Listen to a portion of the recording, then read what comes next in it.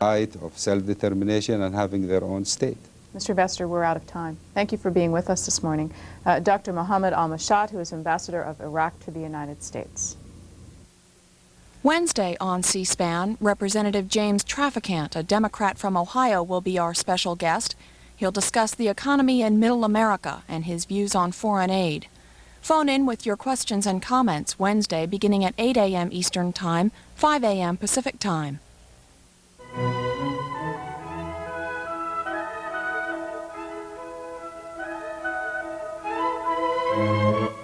Up next, we'll bring you coverage of a hearing held to examine relations between the United States and Iraq.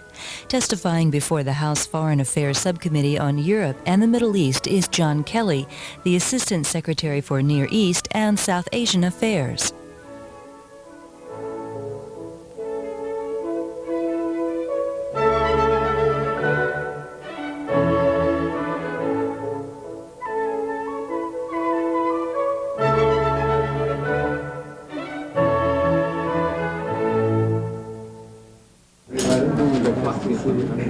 The meeting of the subcommittee will come to order.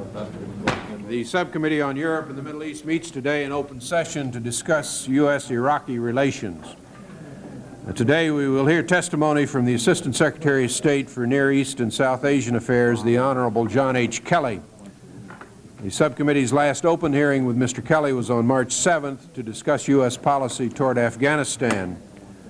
Of particular interest to the subcommittee today will be recent negative statements by President Saddam Hussein of Iraq, a proliferation of weapons of mass destruction in the region, Iraqi efforts to acquire military technology illegally from the West, and of course U.S. policy toward Iraq. Members may seek administration views during the course of the hearing today on H. Con. Res. 298, a resolution condemning the deliberate and systematic human rights violations by the government of Iraq, and H.R. 4585, a measure to impose sanctions against Iraq. Mr. Secretary, we welcome you, of course, before the subcommittee. As usual, your prepared statement will be entered into the record in full, and you may proceed to summarize your statement before we turn to questions. We are pleased to have you. Thank you, Mr. Chairman. It's an honor to be here with the subcommittee again today. I welcome this opportunity to review with the committee our relations with Iraq. Early in this administration, Mr. Chairman, a review of our policy in the Persian Gulf was conducted, part of the administration's overall review of key areas of our foreign policy. An effort was made to go back to basics and to rethink the premises on which we operate. The result was a conclusion that U.S. interest in the Persian Gulf and in Iraq were likely to become increasingly important in the decade to come. One reason, of course, is energy. Gulf producers account for about 70% of world excess oil production capacity, and over the next 10 years, they will be called on to cover increasing percentages in world consumption. Worldwide, Iraq's oil reserves are second only to those of Saudi Arabia.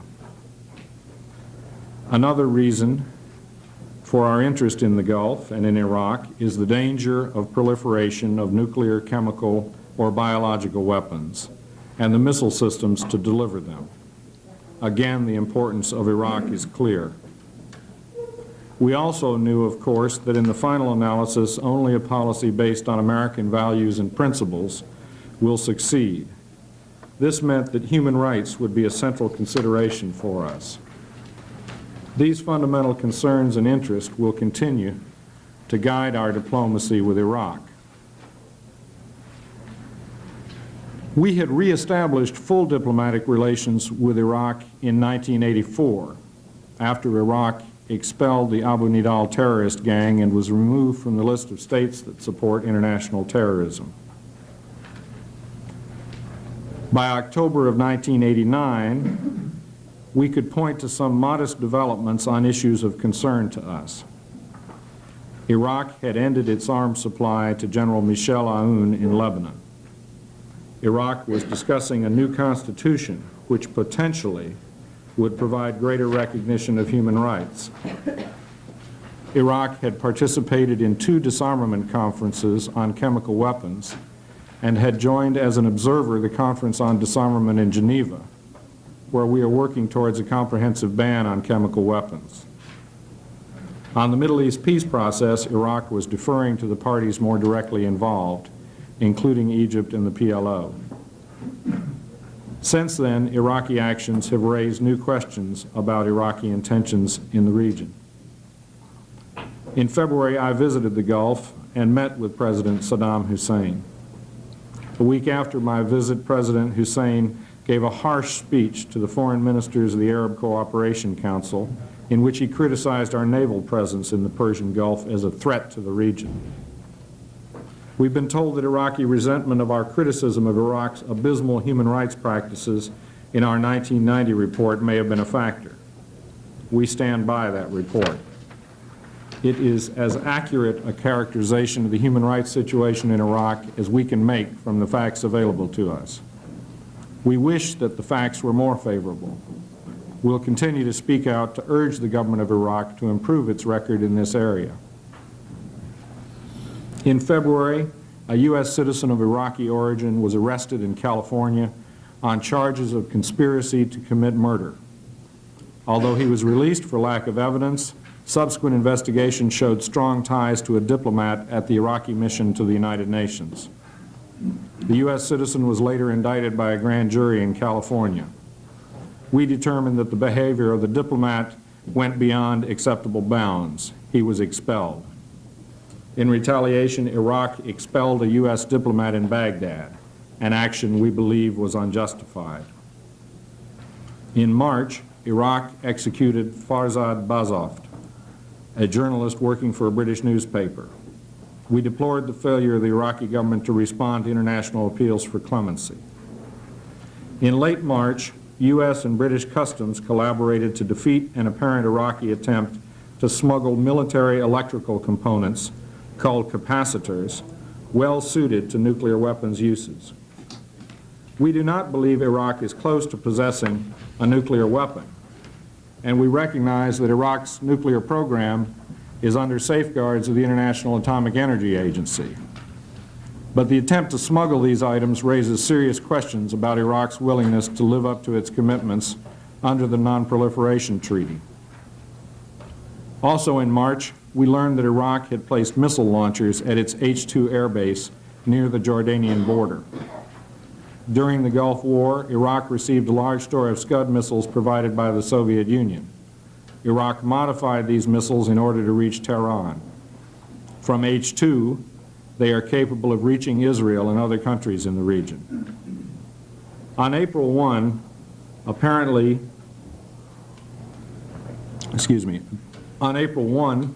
in reaction to growing international criticism of Iraq, President Hussein made a speech to an audience of Iraqi military officers in which, among other things, he threatened to, quote, I quote, burn up half of Israel, end quote, in retaliation for an Israeli attack on Iraq, and stated that Iraq possesses dual chemical weapons. Mr. Chairman, our policy towards Iraq has been to attempt to develop gradually a mutually beneficial relationship with Iraq in order to strengthen positive trends in Iraq's foreign and domestic policies. Recent developments taken together are serious. They raise questions in our minds about the intentions of Iraq's leaders towards such international commitments as the Non-Proliferation Treaty and the Geneva Protocol banning the use of chemical weapons. Behind this lies the broader issue of what Iraq's political and military aims are in the region. To summarize very quickly the remainder of my statement, Mr. Chairman, we have no economic support or military assistance programs for Iraq. We limit and monitor closely sales of articles which might be useful in the military domain or might be dual-use items. We have an active program of providing insurance for agricultural credits for Iraq, and a modest program of Export-Import Bank guarantees. We are concerned by the activities of Iraq, and deeply so. We are active in trying to prevent the spread of missiles in volatile areas such as the Middle East. Through our missile technology control regime, we work with our allies to deny missile-related technology to a number of countries, including Iraq. Mr. Chairman, this brings me to the question of sanctions. I am well aware there is strong sentiment on this committee and elsewhere in the Congress for trade sanctions against Iraq. If those of us in the administration thought legislating trade sanctions would have the effect of promoting the goals we share with this committee and the Congress, we would not hesitate to support their imposition. We simply do not believe that to be the case. While we do not rule out appropriate responses to recent actions by the government of Iraq, we're not prepared to see economic and trade sanctions legislatively imposed at this point. Instead, we believe Iraq has clearly received the important message of unanimous U.S. government concern over its recent actions, and we are hopeful that the government of Iraq will move quickly to bring U.S.-Iraq relations back to a more positive level. For these reasons, the administration opposes imposition of legislated sanctions. They would hurt U.S. exporters and worsen our trade deficit. We do not see how sanctions would improve our ability to exercise a restraining influence on Iraq. The government of Iraq is well aware that its recent actions have caused a deterioration in U.S.-Iraqi relations. The visit of Senator Dole and his colleagues to Baghdad helped bring home to Iraqi leaders the damage which has been done. We believe it is important to give the government of Iraq an opportunity to demonstrate that it does indeed wish to reverse this deterioration in relations, and we are therefore opposed to legislation to impose economic sanctions. It is a fact that Iraq's reckless words and actions have raised new questions about Iraqi activities and towards its commitments to the 1925 Geneva Protocol banning chemical weapons use and to the Non-Proliferation Treaty. To dispel these questions and avoid further damage to Iraq's international standing, it is up to Iraq to observe scrupulously its NPT and other international commitments. It is similarly up to Iraq to demonstrate in practice its professed commitment to respect internationally recognized human rights standards. Mr. Chairman, Iraq is an important and difficult country which poses a challenge to American foreign policy. Our policy must consider a complex number of elements involving regional security considerations, human rights concerns, and the proliferation threat. Iraq will have a significant influence on the political and economic landscape of the Persian Gulf and the Middle East in the years to come, for better or for worse. If Iraq should seek to play a spoiler's role in the Middle East peace process, threaten the security of Israel and other countries in the area, and continue to violate human rights on a widespread scale, the United States and Iraq would become increasingly at odds. We would take appropriate action on behalf of American interests.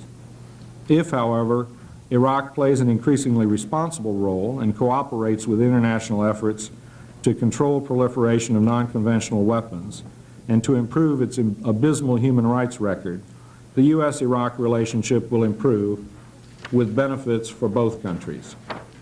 Thank you, Mr. Chairman. Thank you very much, Mr. Kelly. We'll proceed under the 5-minute rule. What stands out to me in your statement is the view that you think the conduct of the Iraqi government toward us may improve. Is that your impression, and is that a factor in not applying the sanction, in not supporting the sanctions? Mr. Chairman, the potential for improvement in conduct is certainly there. The Iraqis have been talking about a new constitution and a expansion of participatory democracy. The government of Iraq has, since the new year, lifted travel controls on its citizens, for example, and for the first time in a long time permitted its citizens freely to travel outside of Iraq. That is a a single example of a loosening of the regime's constraints, but there are discussion of other loosenings of constraints, what we would consider to be improvements in human rights. So we think the potential is there. Let me emphasize the point this way. For example, on page 9 you say you do not support the imposition of the sanctions. Then you go on to say, while we do not rule out appropriate responses to recent actions, we're not prepared to see economic and trade sanctions legislative imposed at this point. There's a very tentative character to your position with regard to Iraq at this point. Is that correct? And you're really giving, there's a kind of a testing period coming up here for Iraq and this relationship. In that sense, Mr. Chairman, I think you're right. We're not saying that under no circumstances would the administration endorse the imposition of sanctions. We're saying now that we believe that we should, to use your word, go through a trial period to see whether there's any potential for improvements in their behavior and in our relationship. Now, as your statement acknowledges, we've had some very strong attacks by President Saddam Hussein on the United States, denouncing the naval presence of the United States in the Gulf, saying he would gas half of Israel with the dual chemical weapon if Israel attacked Iraq. What's driving this leader at this moment? What's motivating him to say these things and to do these things at this point? It's always hard to know the inner motivations, Mr. Chairman. There may be, and some reporters have asserted that there is, a widespread fear in Iraq and in Iraqi governing circles that Iraq may be threatened in the near future by military attack, either by Israel, again by Iran, or even, as far-fetched as this sounds, by the United States. So that it may be that there is an atmosphere of apprehension that a military attack is impending. We do not believe that to be the case, I should make clear for the record. But it may be in that atmosphere that things that we consider to be extreme and inflammatory are said. Your analysis of it is fear that prompts him, fear of invasion or attack by another country. There have been a lot of references in his speeches and in statements by other Iraqi leaders to that possibility. Yes, sir. Were his statements aimed primarily at the Arab world or at the United States and Israel? Excuse me, are you talking in terms of the immediate audience, or? I just wondered who he's talking to. For instance, the early April speech in which he, among other things, threatened to burn half of Israel in retaliation for any Israeli attack, the setting was a television address to the people of Iraq, and it was not a formal address with a text. He was in a room with a group of people, at times entered into conversation with the people, but it was not a prepared, written-out text, and it was very much in the context of the President of Iraq talking to the people of Iraq. Was it a calculated remark or off the cuff? Well, it was off the cuff in the sense that he was not speaking from a text, but I have to believe that everything a president of a country says is a calculated remark. Now, I presume we have taken up these statements with the Iraqi officials, and they understand the problems that are created by these kinds of statements with respect to the relationship to the United States. We have, sir. How do we do that? Through the ambassador? We have had the ambassador in Baghdad do that, yes, sir. We've had conversations with the Iraqi ambassador here. I know that Senator Dole's group, when they met with President Saddam Hussein, raised exactly the same concerns. Did you raise it when you spoke with him? Yes, sir. Oh, no, I saw him before these speeches. You saw him before the speeches? That's right. I see. But the officials, American representatives, since that time have invariably raised it, is that yes, correct? Sir. Now, Mr. Gilman. Thank you, Mr. Chairman. I regret that I'm going to have to leave for another meeting. and I want to express our appreciation to Mr. Kelly for coming before us once again. Mr. Kelly, is it correct that our nation is providing roughly $1 billion in CCC credit guarantees to Iraq? That was the figure for the last fiscal year. For this fiscal year, it has been $500 million thus far that were released, and a second $500 million tranche is under consideration, sir. And what are those used for, Mr. Kelly? Those are used for the purchase of food grains, other food products, a little amount of timber, but basically farm products in the United States. Can you tell us how extensive the Iraqi provision of weapons to other countries is in the Middle East? Are they providing weapons to other nations? I am not aware that the Iraqis are providing weapons to other nations currently at all. They provided some weaponry last year to General Aoun and his forces in Lebanon, but as far as we know, that was discontinued in September. And can you tell us about their missile capability? What kind of missiles do they have at the present time? They have Scud missiles, which were originally provided by the Soviet Union. I believe the North Koreans may have also sold some Scud missiles.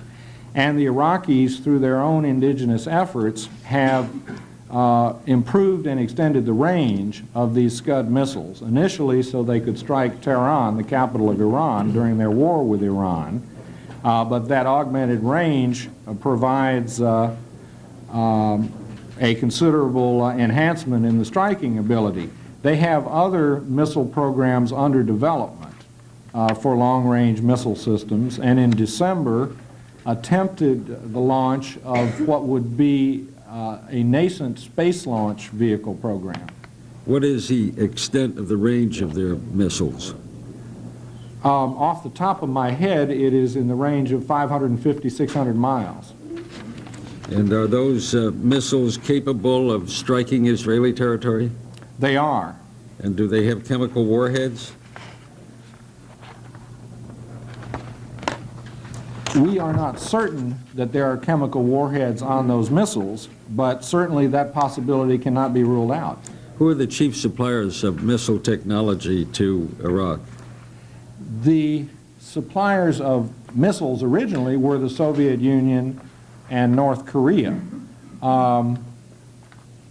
The technology to expand the range has come from the efforts of Iraqi scientists working in Iraq, but there have undoubtedly been pieces, parts, components supplied by a number of Western suppliers.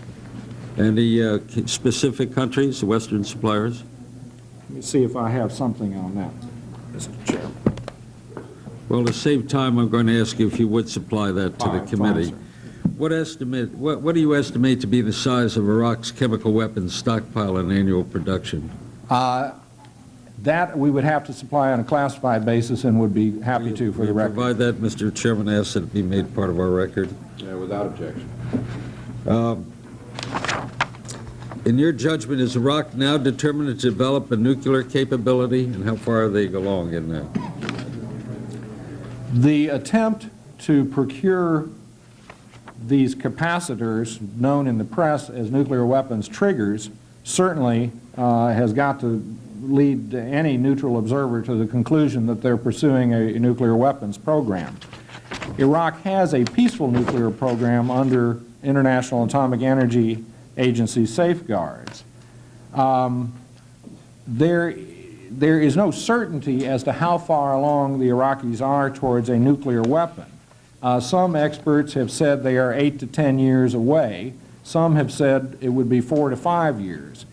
That would in part depend on the amount of external equipment that they were able to procure. So if we and the other Western nations are successful in denying them equipment, it would be a longer period of time, perhaps a decade. If not, it would be a shorter period of time. Which nations are helping Iraq in developing their reactors? I'm sorry, sir? Which nations are assisting Iraq in developing their reactors? The reactor which operates or is almost rehabilitated in Iraq O-Iraq was originally supplied by France in the 1970s. How long would it take for Iraq to produce enough fissile material for a nuclear weapon from that O-Iraq reactor? I don't know the answer to that. I'd have to supply that for the record, if I may, sir. And is O-Iraq the only source of fissile material for an Iraqi nuclear weapon? To the best of my knowledge, that's correct. Can you tell us what the situation is with the Kurds in Iraq? There are in Iraq around 3 million Kurds who live primarily in the northern part of the country. They have been intermittently in rebellion, or a great number of them have been intermittently in rebellion against the government of Iraq over the past several decades. And the government of Iraq has been in a hot or cold war with many Kurdish forces over the last 25 or 30 years. Excuse me. In the waning days of the Iran-Iraq War, the government of Iraq undertook a renewed military campaign against Kurds in the north, during which they used chemical weapons against Kurdish villages.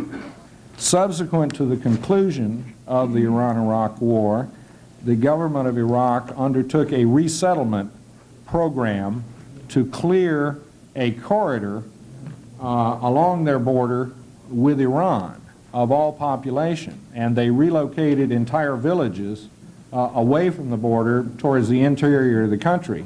We estimate that affected probably 500,000 people. Are they still in that removed area?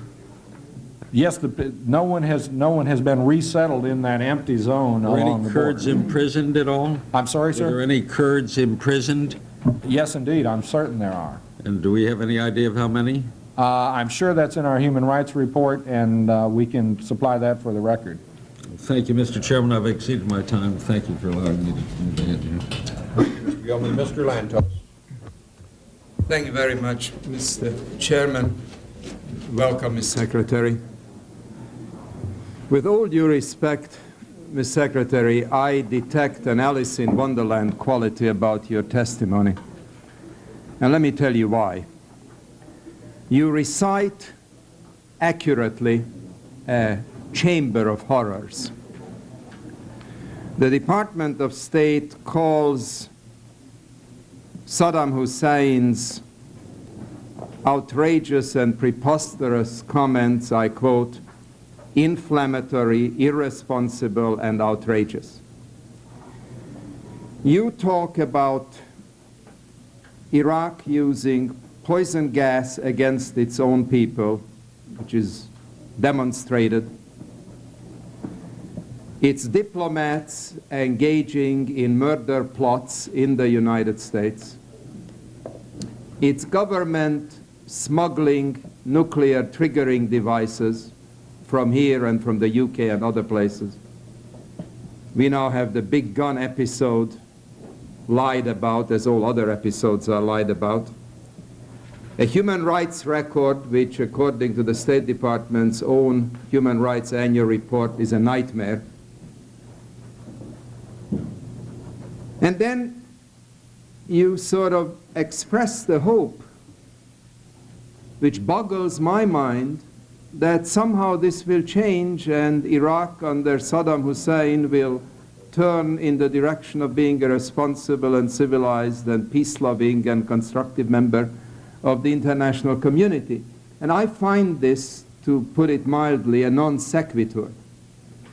I also find it remarkable that while the administration uses the word fungible with great glee on numbers of other occasions, meaning dollars saved in one place can be used elsewhere, it fails to see the fungibility that our extension of agricultural and Exim Bank credits provide Iraq.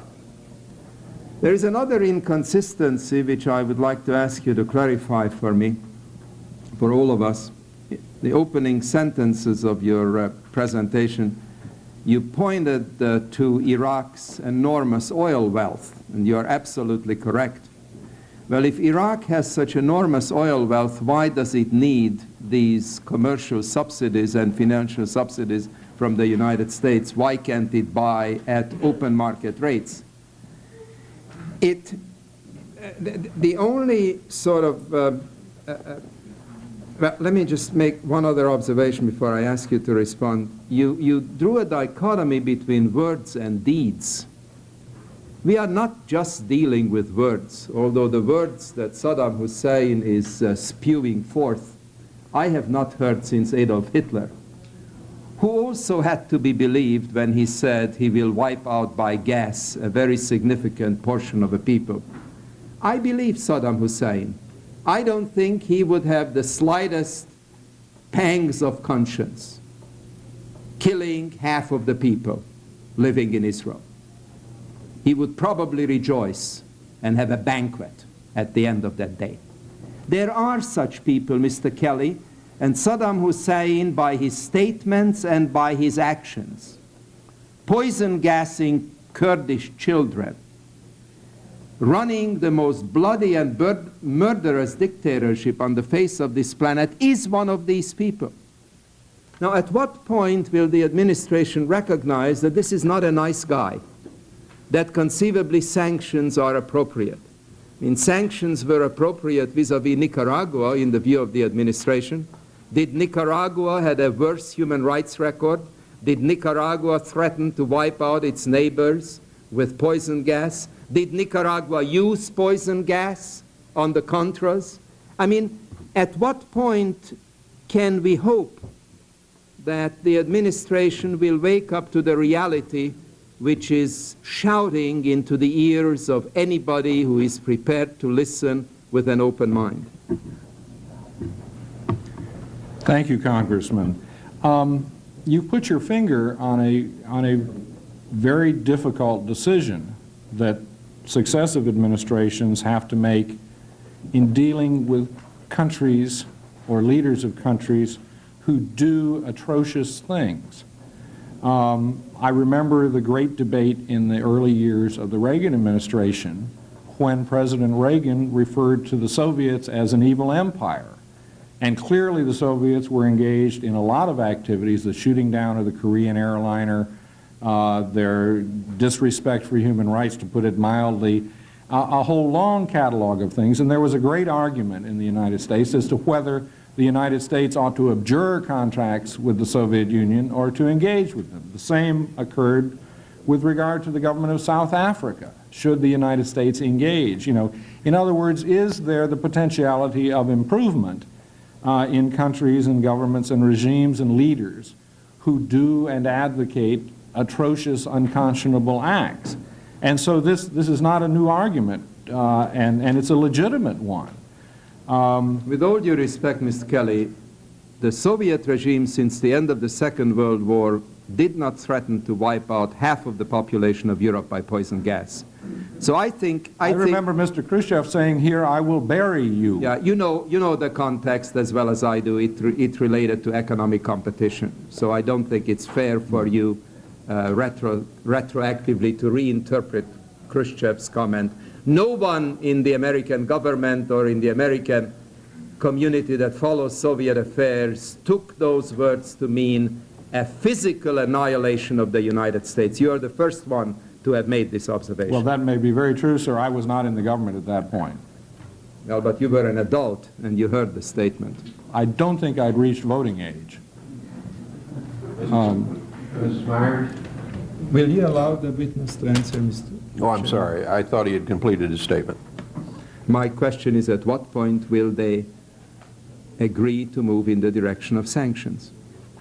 The point at which we are today, Congressman, is that we believe there's still a potentiality for positive alterations in Iraqi behavior, and we do not believe that the imposition of economic sanctions now would leave that possibility open, and so we're still opposed to the imposition of economic sanctions. Thank you, Mr. Chairman. Mrs. Myers? If I could follow that on, Mr. Chairman, with a question. You've said you think the potential is there for change. On what do you base that? What evidence do you have in words or deeds, comments? Why do you think they might change? In terms of words, Congresswoman, there have been repeated announcements that the government of Iraq is going to adopt a new constitution which will provide for a multiplicity of political parties and for broadened political participation. My understanding is that constitution, which has been drafted and is now being studied but has not been published, will be submitted to some form of referendum or representative endorsement by the people of Iraq. An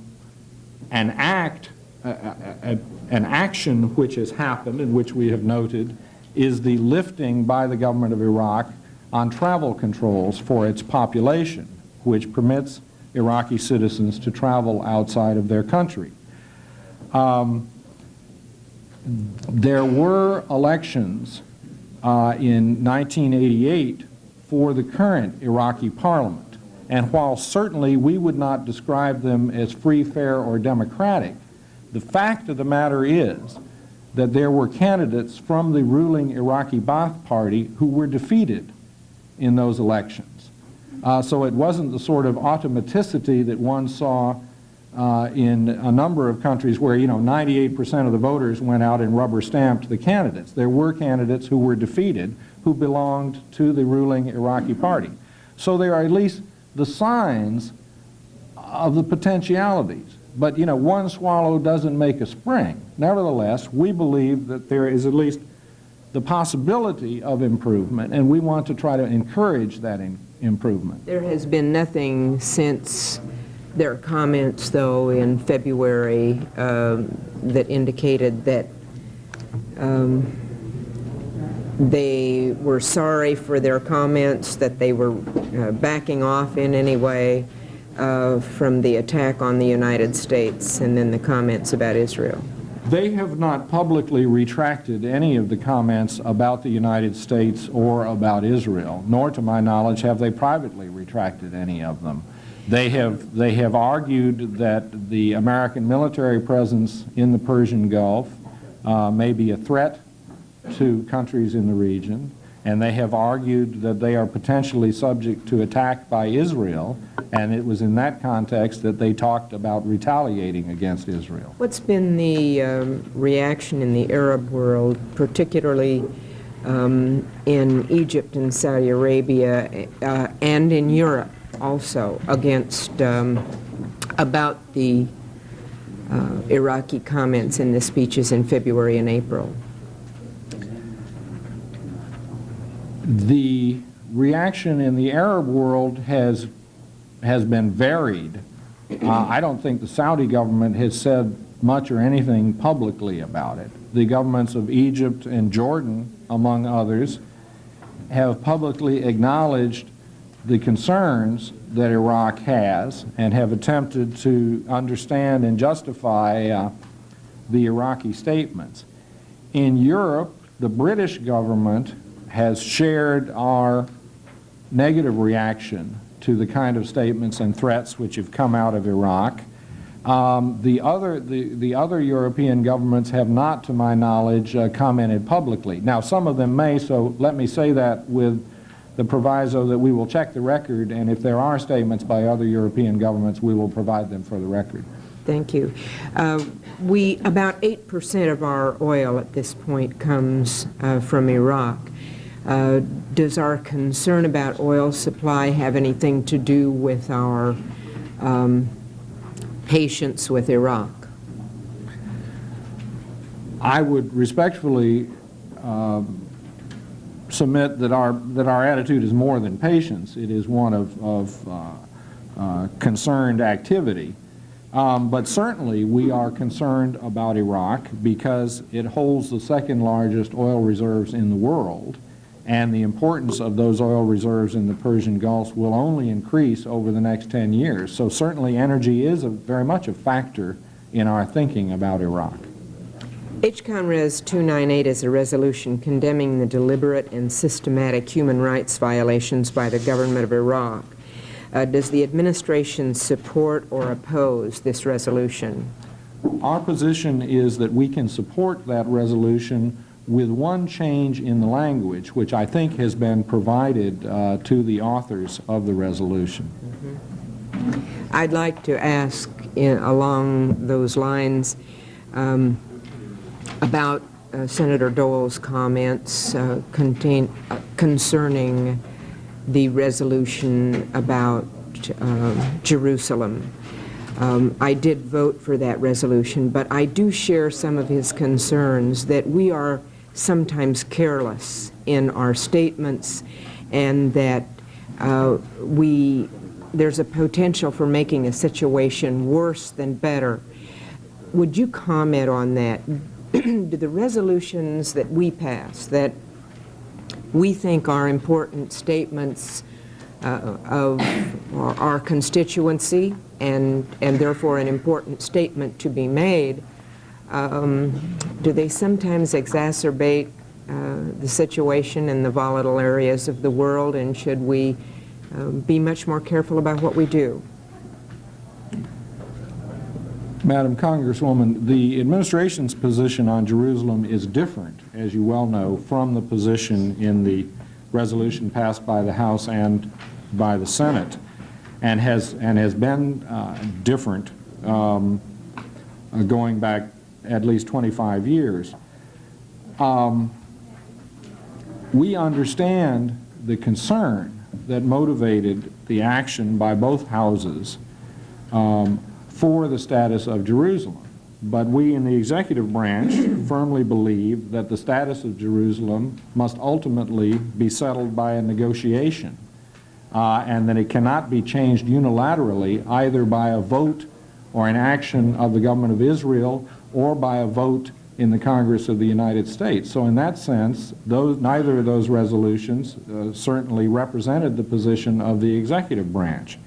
It is clear from reading this morning's newspapers that such resolutions provoke controversy in the Middle East. But do you think H. Conrad's 298 would be a positive thing or a negative thing if we made your change in language, of course? we can support the resolution.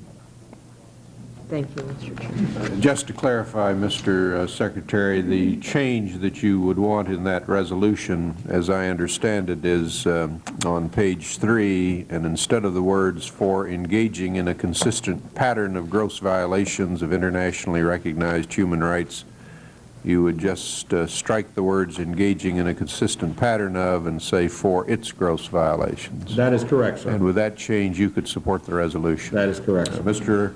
Levine.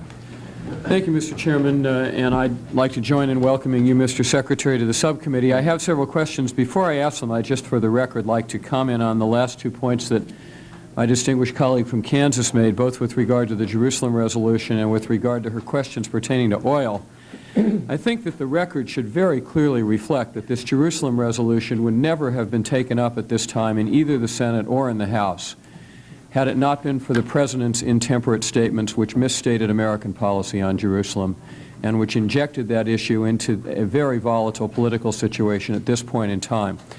This is something that's been on the back burner for some time, would never have hit the House floor, would never have hit the Senate floor, and frankly, I think the responsibility for this falls squarely in the Oval Office of the White House.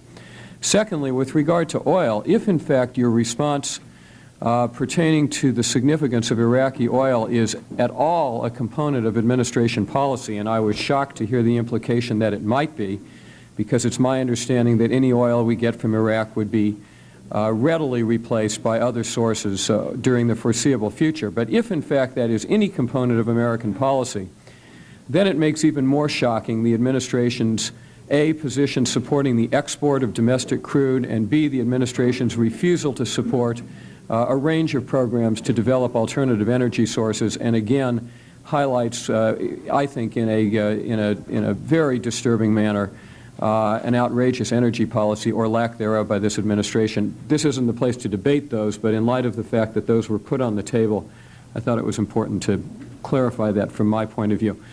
Mr. Secretary, I think that the debate here and the discussion really is trying to focus on how best the United States can respond to and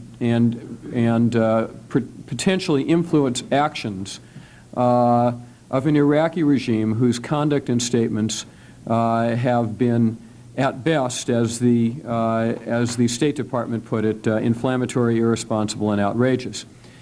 And while you indicate that we have taken them to task in some respects, at least the public statements from this administration have been astonishingly mild. And I think you put your finger on it when you talked about the administration's response to the murder of the British journalist, when you said we deplored that action.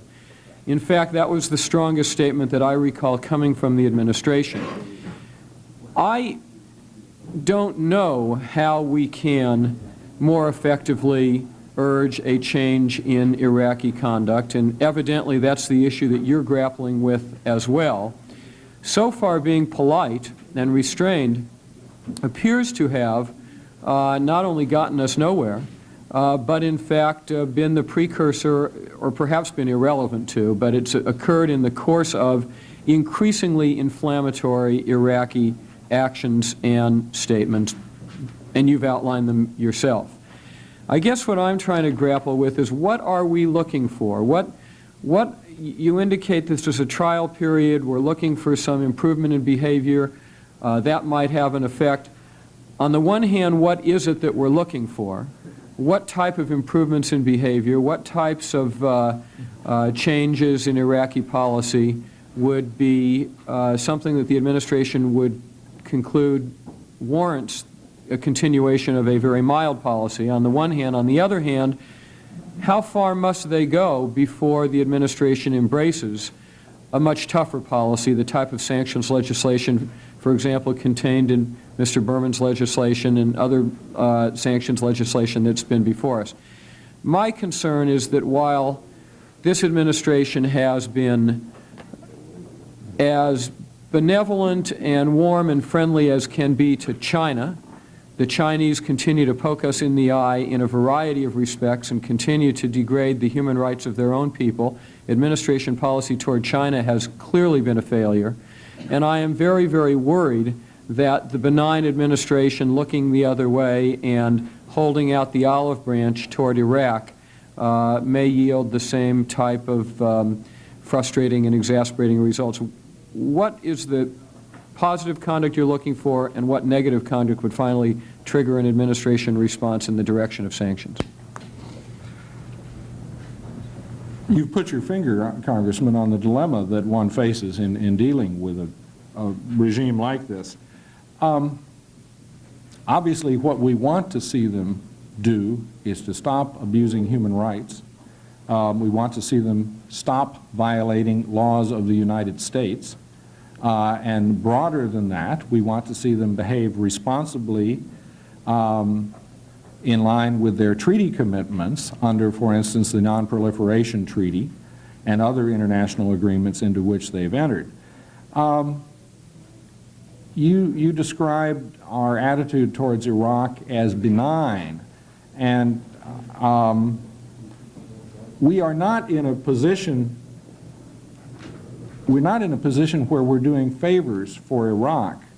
For instance, the two programs which are controversial with regard to Iraq are the CCC credit program and the XM insurance program. And if I might take a few moments to talk about those.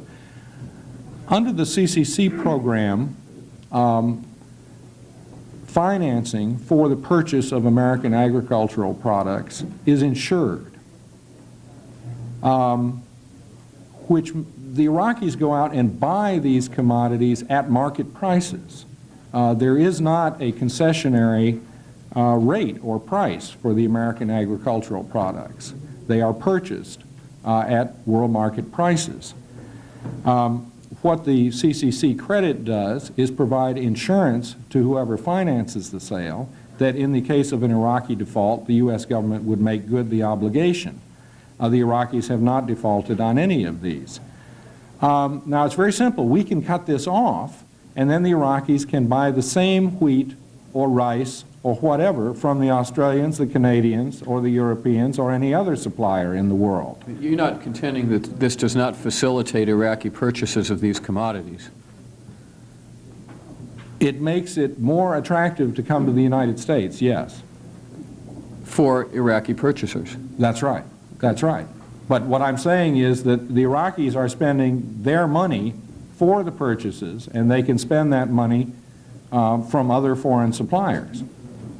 And the same applies for the XM credits. Again, these are not subsidized rates. This is an insurance to an exporter against default, non-payment by the Iraqis.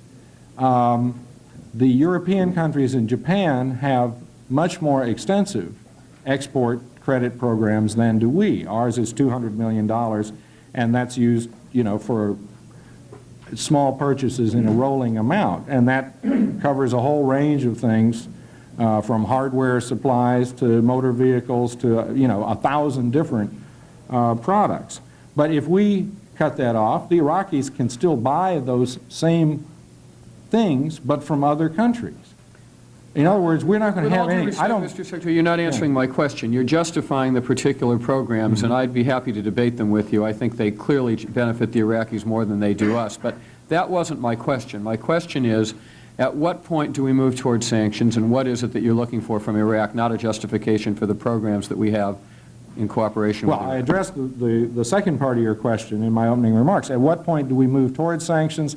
That is a hypothetical, and it's difficult to answer.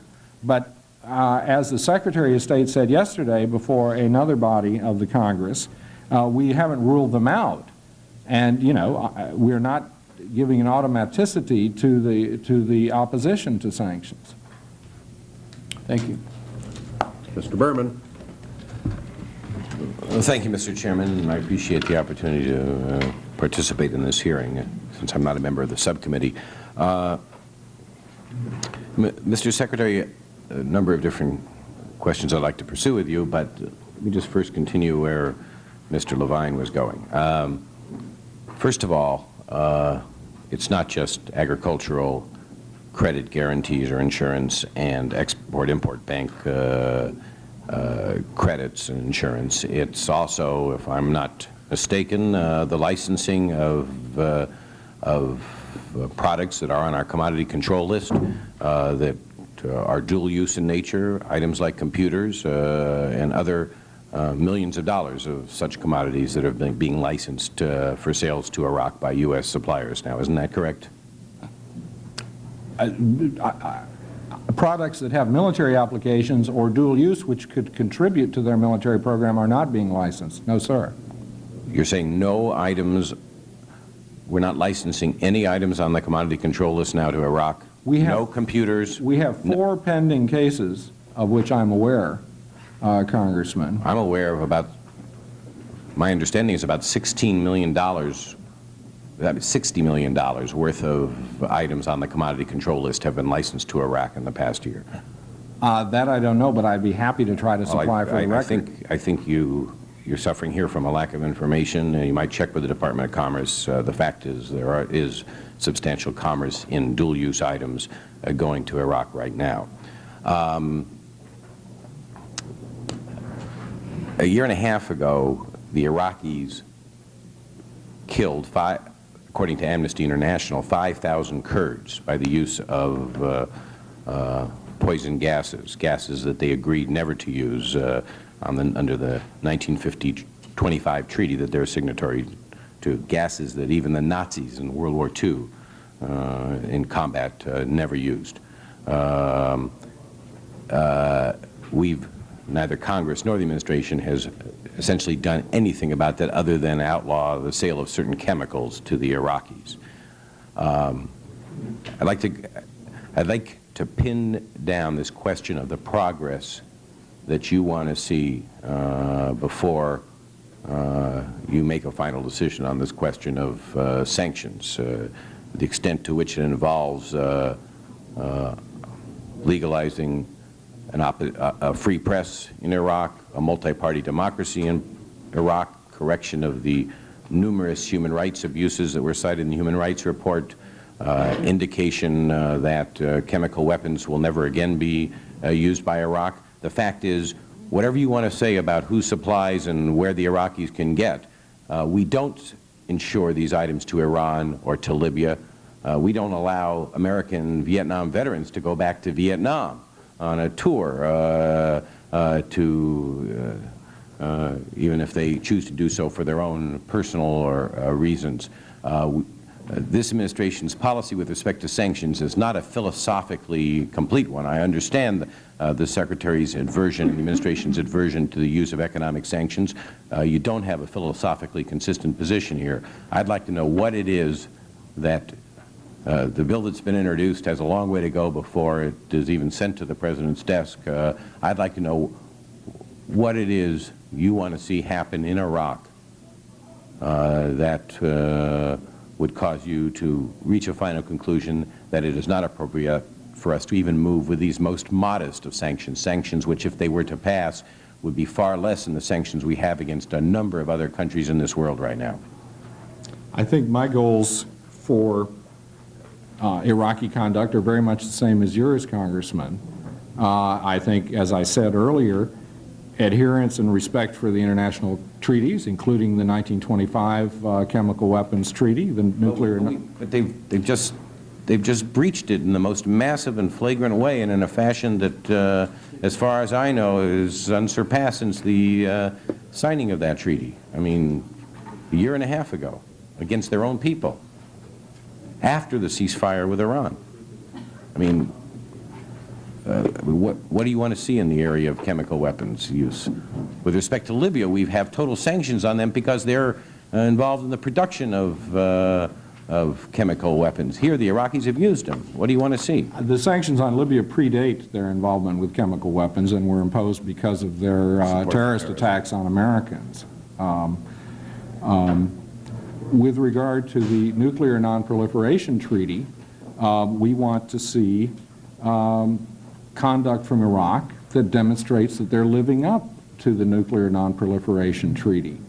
The International Atomic Energy Agency carries out inspections of the nuclear facilities in Iraq.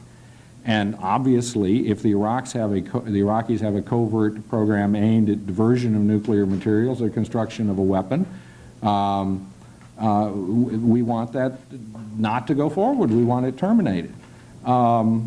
In the area of human rights, our human rights report, published a couple of months ago, gives an extensive catalog of the things that you mentioned, and obviously we wouldn't be pointing these out as and describing the record as abysmal were it not for a concern over the fact that these atrocities have taken place, and we want to see a cessation of this and the publication of a new constitution that does grant rights to Iraqi citizens, etc. So,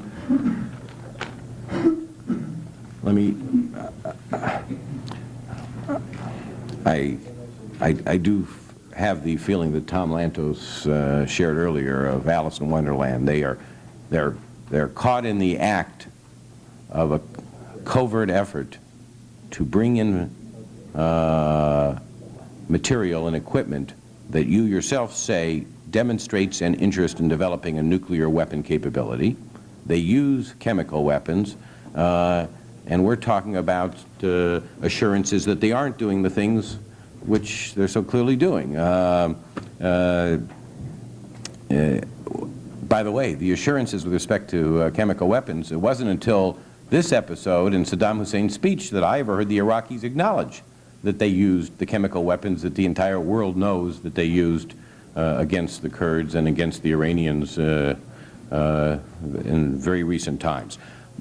An Israeli newspaper recently reported that, in fact, I think it was yesterday, that Iraq has acquired the ability to get access to get connected with a Cray-2 supercomputer, which is able to carry out simulations of nuclear tests and simulation of missile flights. This is the same type of computer that license was denied to the Israelis just because it had that potential, and apparently the administration did not think the safeguards were adequate, notwithstanding the Israeli assurances. Now I'm told from this newspaper report that the Iraqis have acquired access to this kind of supercomputer, which is in the hands of the Saudis, which we licensed for sale to the Saudis several months ago. Do you know anything about this report, which goes on to point out that the computer communication channels were established between Iraq and Saudi Arabia, allowing them to receive, Iraq to receive the services of this very advanced computer? No, Congressman, that's the first I've heard of the report, but we'll be glad to look into it. If you could just check into that and let me know about it. My final question for now, and then I'll yield back to the other witnesses, is you talked about some different flows of credits, I think in response to Ms. Myers, $500 million. Could you repeat what you said to her? I didn't quite understand it. The CCC credit insurance program administered by the U.S. Department of Agriculture in the last fiscal year, that is in fiscal year '89, insured $1 billion worth of agricultural exports to Iraq. In fiscal year 1990, that amount was divided into two slices. The first portion, $500 million, was made available, I believe, in November, and has been almost totally used by the government of Iraq, which is interested in a second tranche of $500 million, which is now under consideration by the Department of Agriculture. That's what, so, and is this a decision that's going to be made by the Department of Agriculture alone, or is this an administration? It will be an administration decision, and yes. Is there any indication for us of what the administration plans to do with this request for an additional $500 million? No, the question is still open. And do the events that have transpired in Iraq and the statements of Saddam Hussein factor into the administration's decision? Yes, they do. Mr. Secretary, H.R. 4585 that's been introduced by Mr. Berman, have you had an opportunity to review that? In its most recent version, sir? Al, yes, I wouldn't want comment on an unrecent version. Yes, sir. I got it last night with the latest changes. All right, now, it's not my intention to put you on the spot here, but it is my understanding that it is only paragraphs F and G on page 5 relating to assistance from international financial institutions and denial of access to the Export-Import Bank that changes present policy and practice. Is that your understanding or not? Paragraph you mentioned? The assistance from international financial institutions. It may be that you want to answer this later.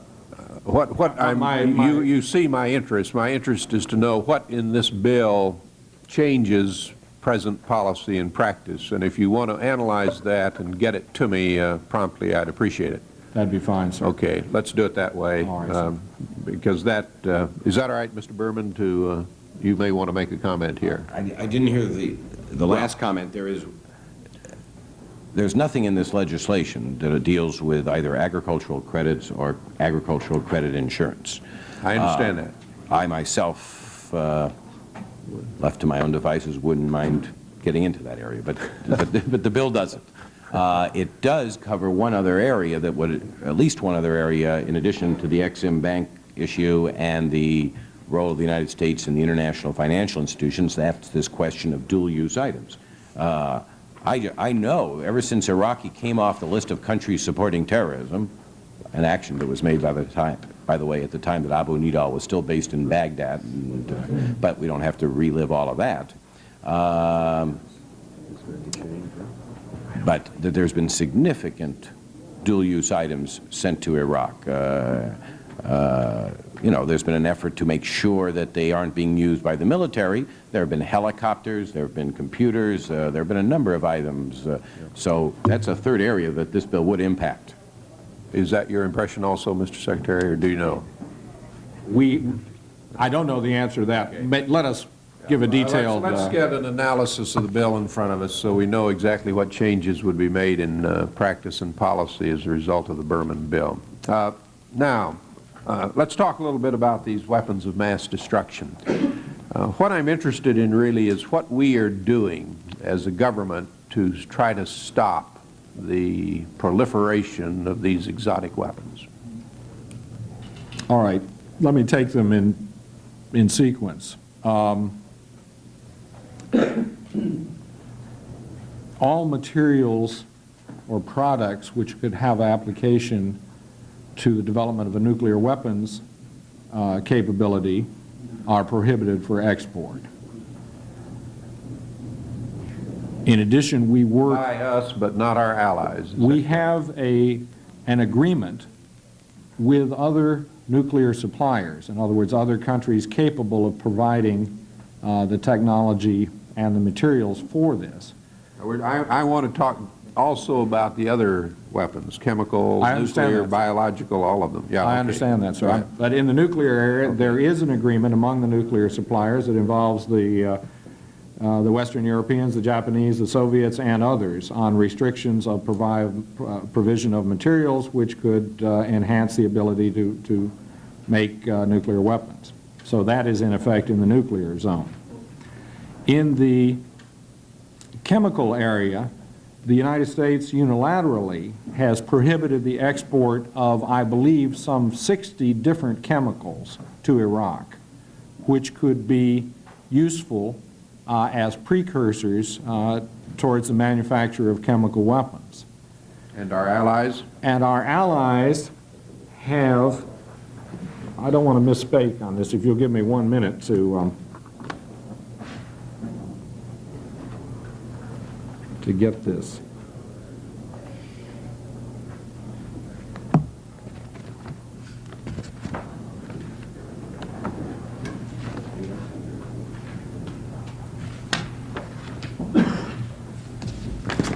The allies, through the Australia group, attempt to limit the export of, again, chemical precursors or materials which would enhance chemical weapons.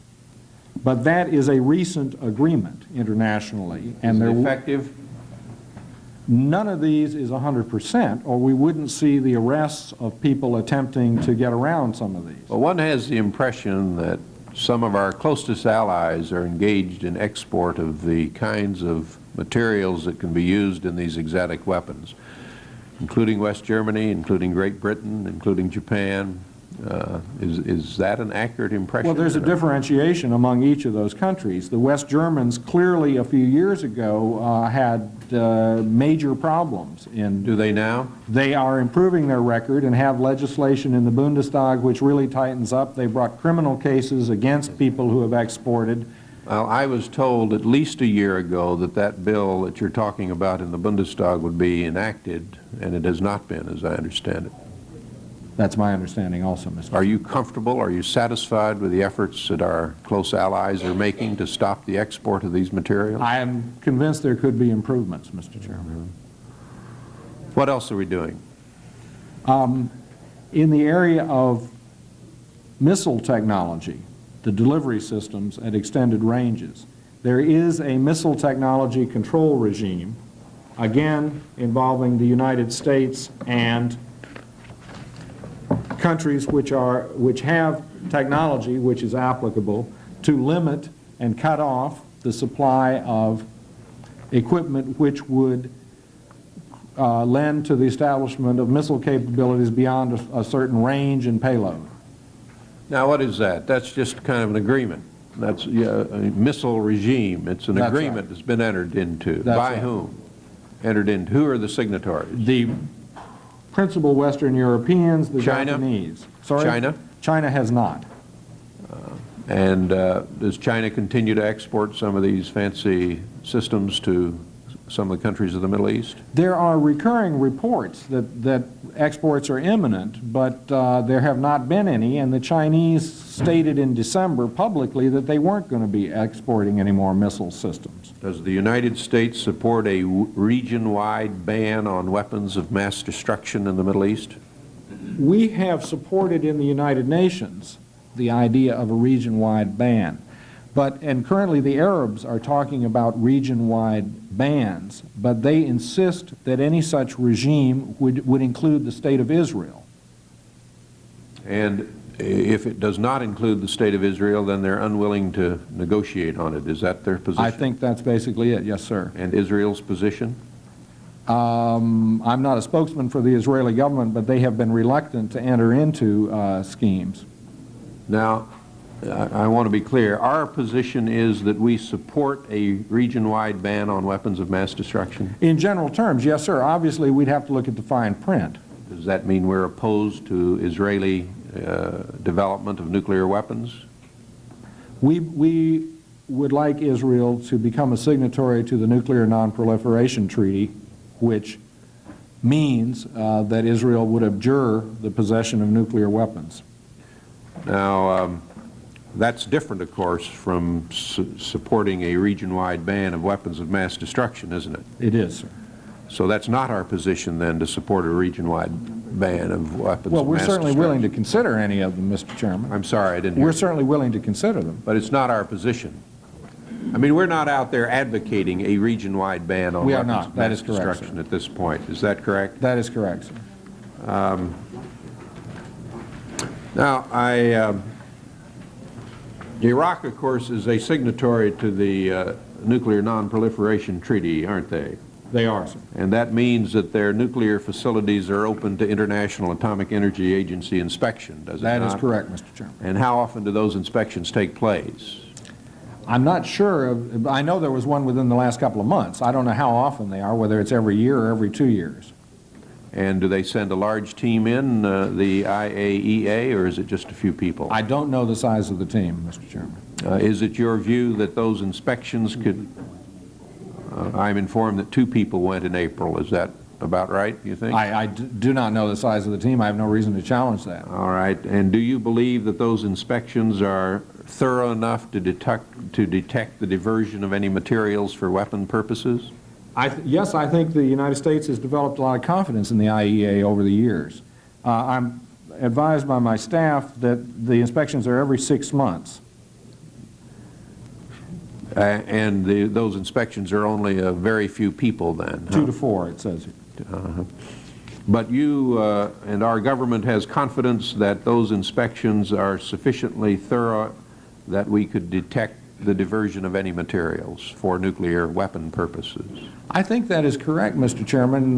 There's been long experience with the IAEA in many countries, and while I'm not expert on the IAEA, my understanding is the United States does have confidence in IAEA inspections, and that's one of the reasons we would like to see them expanded to include all nations. And yet you do think that Iraq is engaged on a nuclear weapons development program. Did you not say that? Certainly the effort to smuggle out the capacitors, it seems to be proof positive that such an effort is underway. So we believe they are launched on a path of developing nuclear weapons, but the IAEA has not been able to find that at this point. I think that's a fair statement. And yet we still have confidence in the IAEA. That's right. What the IAEA looks at, among other things, Mr. Chairman, is the actual fissile materials which would be used for a weapon, and accounts for and inventories it. And as to my knowledge, the IAEA has found no discrepancies and has been able to confirm the control of these materials which could be used for making weapons. Now, what is Iraq's position on arms control? Iraq has joined the Conference on Disarmament in Geneva as an observer. Iraq is a signatory to the Non-Proliferation Treaty, to the Chemical Weapons Treaty of 1925, and perhaps to other treaties. But I'd be happy to supply any of the others for the record. It is their position that they would agree to limits on these weapons only if Iran and Israel were involved, I presume. That's right. Well, my impression and these weapons and the way we're going to have to get at the proliferation of these weapons is through limitations and restraints by the suppliers of these weapons. Is that correct? I think and that that's is the focus of our policy at the present time. That is. and that's difficult, obviously. Mr. Lantos. Thank you, Mr. Chairman. A few areas I'd like to explore further, Mr. Kelly. A few months ago, the Voice of America had an editorial broadcast globally, which analyzed the downfall of the bloody dictatorship in Romania, Ceausescu's execution. And it called for democratic institutions in several countries, specifically including Iraq. Are you in accord with the Voice of America editorial? I am certainly in accord with the objectives of the editorial, yes. Do you think that Saddam Hussein's intemperate and violent remarks reflect a concern that other dictatorships have been swept aside and replaced by more democratic regimes elsewhere? That may be. It is hard for me to read his mind. Well, what is your judgment? That may well be, Mr. Chairman. Now, you indicated earlier, Skelly, that when we raised objections, presumably, to some of these outrageous statements, you didn't indicate anything about their revising them, recanting them, moderating them. What was their reaction when our ambassador and others pointed out that threatening to wipe out half of a neighboring country is not perhaps appropriate? What was their response? They reiterated Saddam Hussein's threat, or did they recant it? The reaction both to our ambassador and to Senator Dole and his party when they visited was that that statement had been made that the reaction would be only in the event of an Israeli nuclear strike against Iraq. But they did not recant the statement. Be happy to yield. I don't know where Senator Dole came up with this notion that this speech was made and these threats were made only in the event of an Israeli nuclear attack. The transcript of the speech, all reports of the press, the most recent comments of the Iraqi Air Force were that they were made in response to the question of an Israeli attack, not a nuclear attack. And so I don't know where this notion now, the reinterpretation of fact that this and what the administration's view is of this reinterpretation, but I just want to raise that. I want to thank my colleague for his intervention. What's your comment on it, Mr. Kelly? Mr. Berman is exactly correct. In the original speech, there was no reference to an Israeli nuclear attack. There was a reference to a potential Israeli attack. Well, my understanding is that it was only in subsequent questioning as to why did you say this, what did you mean, that the response came that it was meant to apply to an Israeli nuclear attack. Well, let's look at history. In 1981, Israel attacked by conventional means U.S-Iraq that was about to develop nuclear weapons. If you go back to the congressional record, Mr. Kelly, you will find a floor statement by me applauding that brilliant and surgical move, which, had it not taken place, the Iran-Iraq war could have gone nuclear, because Saddam Hussein certainly wouldn't have hesitated using nuclear weapons. So that particular attack is the only attack in history that Iraq suffered which involved no civilian casualties, and it was a surgical attack taking out a nuclear capability about to become effective. Is that correct historically? I don't think so, Mr. Well, Lantos. then why don't we have your version? I believe that the administration then in office in 1981 stated on the record that they did not believe that possession of an Iraqi nuclear weapons capability was imminent, and that they believed it was at least 10 years away, which would certainly lead me to believe that the strike did not deny an immediate nuclear weapons threat.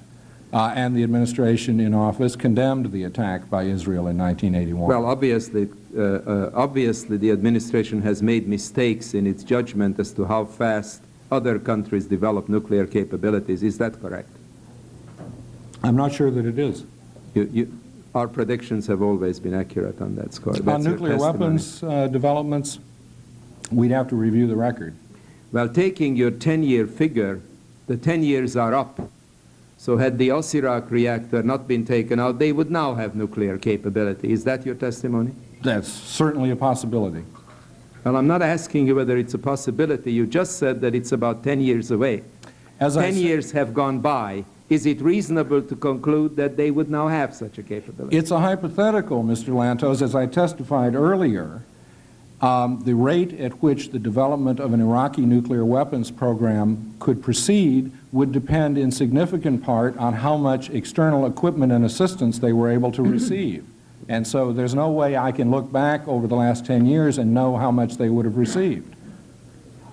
I want to explore another arena that the chairman questioned, and I was puzzled by the incompleteness of your response. What is the sort of overall conventional numerical balance between Israel and countries hostile to it? I know it varies from weapon sector to weapon sector, but what would you say if you take the capabilities of Syria and Jordan and Iraq and Saudi Arabia and Libya, leaving others out of it, what would you say the ratio is? I think that Israel possesses the conventional capability to resist and prevail over a combined conventional attack from all of those. That's not my question. My question relates to the ratio. I'm sorry, I misunderstood that. Well, the ratio of aircraft. I don't have the figures. I'd be happy to supply them for the record. Maybe some of your staff can help you, because these figures are readily available. They're published in news magazines. It's about an 8-to-1 ratio. Under those circumstances, isn't the deterrent capability necessary for the side which has such a tremendous and palpable inferiority in numbers? Isn't that a rational military strategy from your point of view? Well, there are three ways to handle deterrence. One is to attempt to develop weapons of mass destruction which are so frightening that it will deter an adversary from attacking.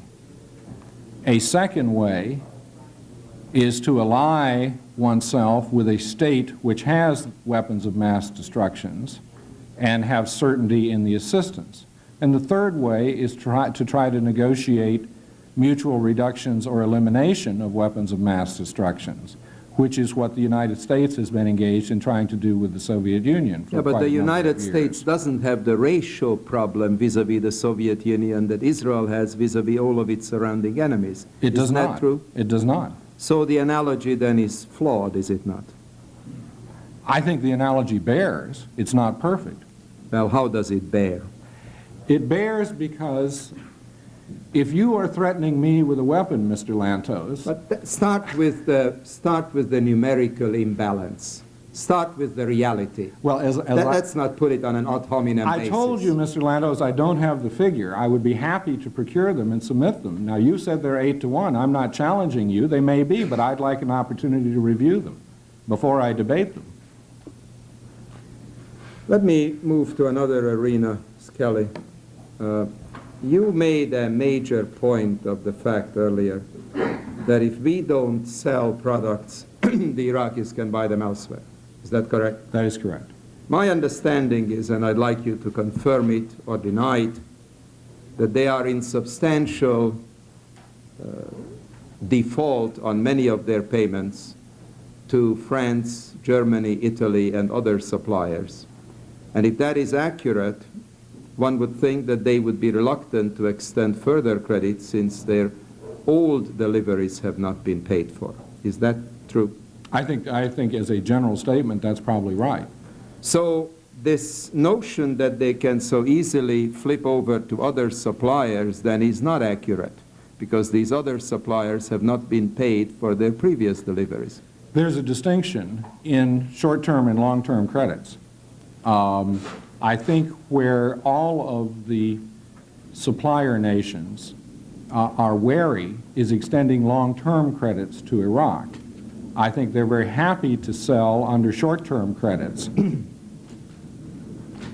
Does the Overseas Private Investment Corporation have any activities in Iraq? I don't know the answer to that question. Is any of your staff capable of? No, they do I'm not. told. One final arena that I would like to explore with you, which I think is a fairly important one. By inference and by direct statements, you have sort of expressed a judgment on the impotence of our administration in bringing together a concert of allied nations in establishing sanctions against Iraq. I'd like you to expand on that, because it seems to me that if you do not even explore the possibility of coordinated sanctions with Japan, Germany, France, and Italy, others, it surely is not going to come about. Now, I would like to have you explain to us, Mr. Kelly, what efforts have been made along these lines to develop a coordinated, concerted, allied approach to Iraq, particularly in view of the fact that, for instance, our British friends were outraged that a London-based journalist was executed by Saddam Hussein's regime. If you watched the debate in Parliament, courtesy of C-SPAN, you could have seen the very difficult time Mrs. Thatcher had in answering the question about the export of the super gun. There is a great deal of climate abroad in the land, in our European allies, to deal with this outlaw regime. What initiative has our administration taken, specifically you as the Assistant Secretary who has the regional responsibility for this? Have you raised this issue with your colleagues? Indeed. Has the President raised it with the Prime Minister of Japan during their recent visit? And what has been the result? I have indeed raised it with my colleagues in friendly governments, Mr. Chairman, and I've found no indication of interest from any of those governments in imposing sanctions or refusing trade opportunities from Iraq. And why? Did you ask them why? Indeed, I did, and the belief is... And what did the Secretary Hurd, the British Foreign Secretary, tell you? I'm sorry? What did, for instance... I didn't speak to the British Foreign Secretary. I spoke to my opposite number. Okay. I'm not going to get into the details of the individual conversations in public record, but I can tell you that across the board, there was a belief that the best way to try to improve Iraqi behavior was to try to engage with Iraq. And therefore, this meant continued contacts, not closing down embassies, and continuing to have trade relations with Iraq. So as the argument goes, to put oneself in a position to be able to be listened to by the government of Iraq. Thank you, Mr. Chairman. Mr. Berman. Thank you, Mr. Chairman, and I'll be brief. I might just point out sort of parenthetically that I do recall sometimes when administrations were surprised by the ability of other countries to develop a nuclear capability. I think the American intelligence community and the American administration, when the Soviet Union exploded an atomic bomb and then when they exploded a hydrogen bomb, there was a certain level of surprise, not to mention Sputnik, not to mention... I think you're right. Not to mention, as far as I understand, a few months ago, a bit of surprise when the Iraqis demonstrated an ability to put a rocket in space, and I take your point. Okay.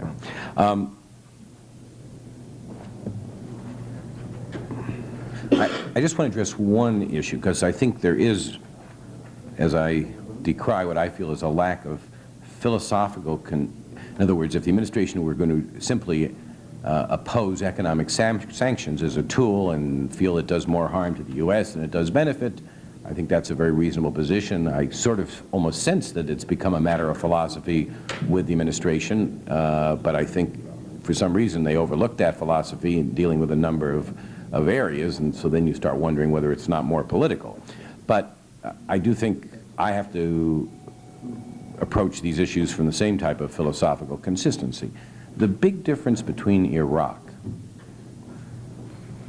and, say, Israel, which has, it is asserted, developed both chemical and nuclear capabilities for many years now, is that Iraq has demonstrated, with respect to missiles and with respect to chemical weapons, a willingness to use these weapons of mass destruction and their delivery systems. The Israelis, in a war that threatened their very extinction, did not use them. Even the Syrians who were and others who were developing these capabilities and who are supposedly have these capabilities, at least to this day, thank heavens, have not used them. That's what distinguishes the Iraqis. That's what motivates my effort here. And I think it's just an important and a very substantial difference here that has to, when there's an effort to lump everybody in, and the fact is, you talked about Saddam Hussein changing the position after his initial speech and making his threat to use chemical weapons and wipe out half the Israeli population was conditioned on a response to an Israeli nuclear attack. I met with the Iraqi ambassador 2 weeks ago. He referred to Saddam Hussein's speech as a gesture of peace because he was telling the Israelis that if they attacked, this is what they could expect. Not if they made a nuclear attack, if they attacked. I have not heard the clarification that apparently Senator Dole has heard or others have heard from Saddam Hussein's initial remarks. Final point on this question of sanctions and their viability. Back in just a little bit of history here that I happen to have been personally involved in. Back in 1982, President Reagan took Iraq off the list of countries supporting terrorism, which meant the end of certain kinds of sanctions. Iraq was in the middle of the war. This administration was an obvious tilt to Iraq during the course of that war. Some think since then as well. But that action was taken notwithstanding the fact that Abu Nidal was still based in Baghdad, still engaging in terrorist operations using Iraq as his base, and there was support. This was a classic case of country support for terrorism. There were other terrorist organizations active there at the time as well. I introduced legislation to restore them to the terrorist list. The administration opposed that legislation. That legislation moved through the House, and then it moved through the Senate. It was in a conference committee and on a bill, the Export Administration Act, that was about to go to the President. During the course of that time, I was told over and over again by administration officials and by our ambassador to Iraq that the threat of that bill became a very useful tool. The threat of that legislation became a very useful tool in dealing with Iraq on the question of Abu Nidal, who was subsequently expelled from Iraq and from Baghdad, and in the case of other activities, which, and including statements by the Iraqi foreign minister indicating their willingness to no longer use terrorism as an instrument of national policy and no longer provide support for terrorists, and that the possibility of sanctions reoccurring and being reestablished was helpful to the administration in achieving a specific policy goal, which in this case was to eliminate or lessen Iraqi support for terrorism. The only thing I'd suggest in the course of all this is spend at least as much effort attempting to make the changes that, as you say, we share in Iraqi policies through the possibility, if no other argument obtains, the possibility of sanctions as you do trying to defeat the sanctions legislation. Thank you, Mr. Chairman. Mr. Secretary, we'll just try to wrap up with a few questions here. I think I heard you say earlier that I wanted to check it. 1/4 of all U.S. rice exports go to Iraq. Is that? I did not say that. I've heard that figure. I've heard it also said that it's 1/5, 20%. But I don't know. I understand the Rice Growers Association are circulating some documentation on that. We'd like to know exactly what that figure is. Now, of course, the oil imports are substantial. We get about 8% of our U.S. import of oil from Iraq. That's right. That's the 675,000 barrels. Is oil a factor in your desire to arrest the decline in relations with Iraq? Certainly. And that doesn't mean that oil drives our policy. But oil is something we have in mind. Why would we be increasing our Iraqi oil imports at this particular time, given the status of the relationship which you have described? Well, the individual non-governmental oil companies and oil traders make the purchases. So the government of the United States doesn't decide the allocation of purchases among countries, except in the unusual situation in which an embargo is placed on a country. Isn't there enough excess capacity in the oil market now to cut or eliminate the Iraqi imports?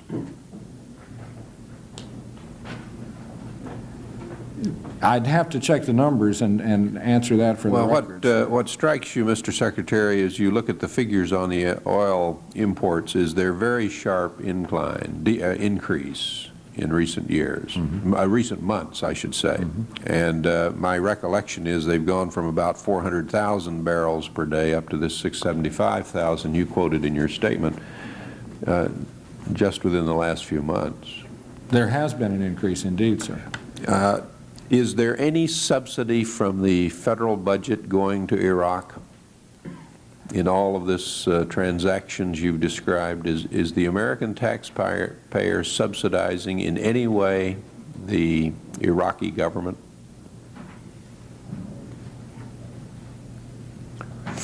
Not to my knowledge, Mr. Chairman. The credits and guarantees that you mentioned previously are credits and guarantees that flow to exporters. Those are, yes, those are insurance in effect to either American financial institutions or American exporters. Is Iraq buying any agricultural products not financed through CCC credits? From the United States? From the United States? None. Is there any indication that if we were not to buy oil from Iraq that, excuse me, is there any indication that if the sanctions were put on that they would cut off oil exports to the United States?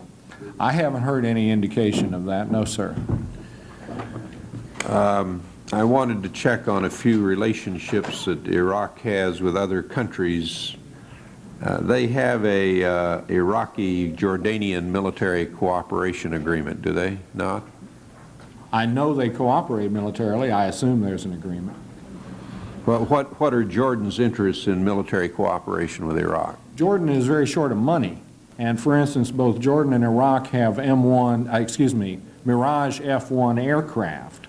And the Jordanians find that it is a money saver for them to train Jordanian pilots and exercise with Iraqi pilots on that aircraft that they both have in common. So Iraq is supplying weapon systems, major weapon systems, training and spare parts to Jordan, are they? I don't believe it's supplying weapon systems. They're cooperating in training.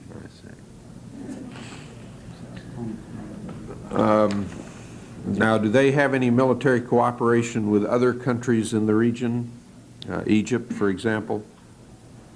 Not to my knowledge, but I'd be happy to correct that for the record if I'm mistaken. Do they get any support from the Saudis? Military support? Any support? They did during the war receive financial support from the Saudis. Is that continuing? I believe it is not.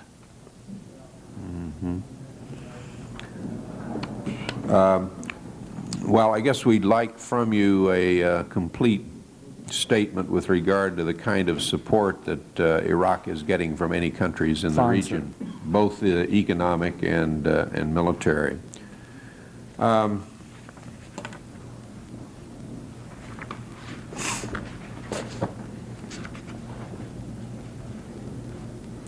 Is it your understanding that Israel has the capacity to take out the Iraqi military sites, missile sites?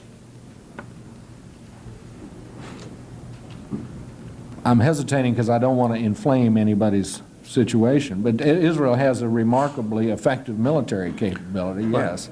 Well, if Israel were to do that, would Iraq then be able to retaliate?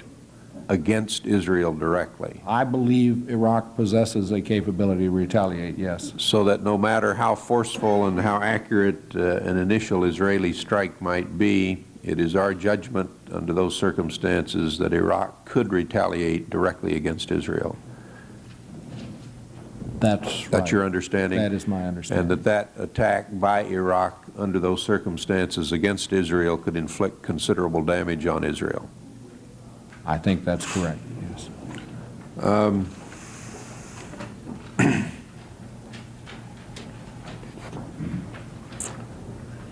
They have a missile research and development facility underway, SOD-16, is that correct? Yes, sir.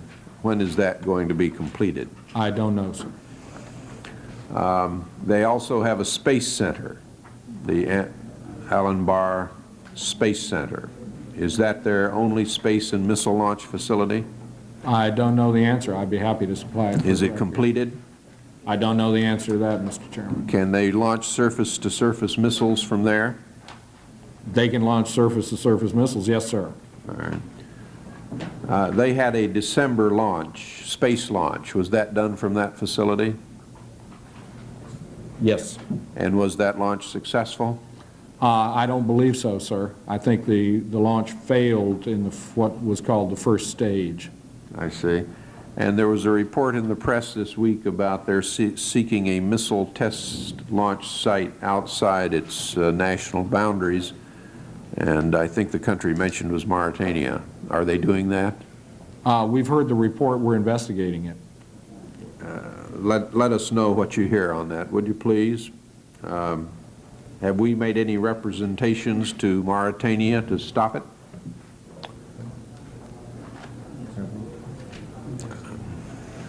We've taken it up with the Mauritanians. And you'll let us know the result of that, I presume. All right.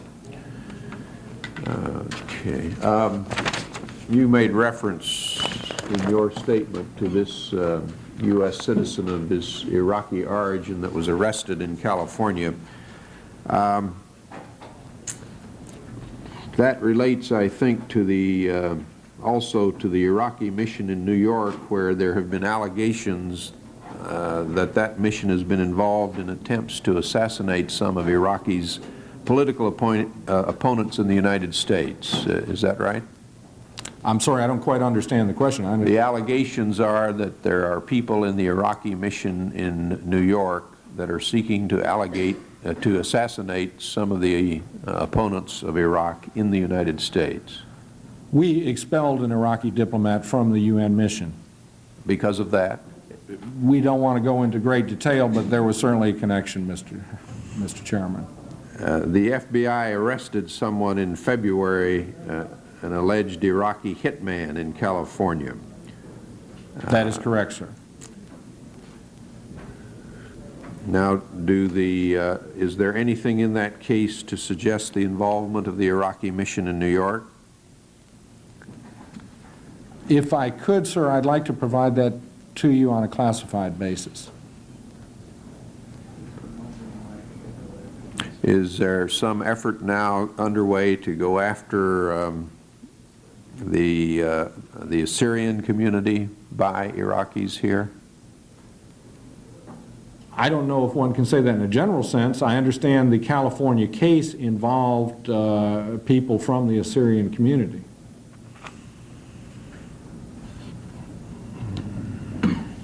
Have we talked with the Iraqi authorities about that? Yes, sir. Can you tell us the nature of those contacts? I'd like to supply that to you on a classified basis, Mr. Chairman. Are there any moves underway to expel any people from the Iraqi mission in New York? Any further, I guess? We've already expelled one. I wouldn't want to go into that in open session, Mr. Chairman.